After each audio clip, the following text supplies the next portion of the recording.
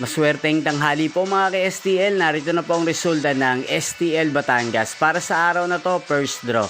May 1, 2025, araw ng Huwebes. Naway ang mga natayaan niyo pong mga numero kanina ay manalo nawa ngayong tanghaling ito. 12 PM, kaya't kunin niyo na po ang inyong mga tickets. Narito na po ang resulta.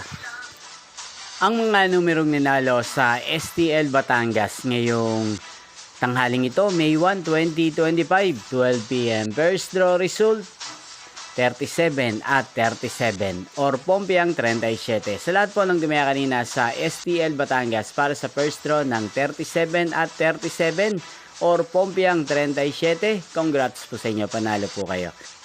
At ngayong tanghaling ito sa STL Batangas, atin pong i-shoutout si Ate Yeyet ng Batangas na nanonood din po sa channel ito. Shoutout po sa inyo, Ate Yeyet.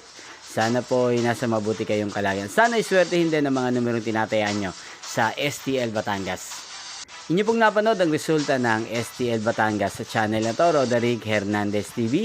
Maraming salamat po sa patuloy niyo pong panonood sa aking channel. Magkita-kita pong muli tayo mamayang 4:30 PM. Thank you for watching.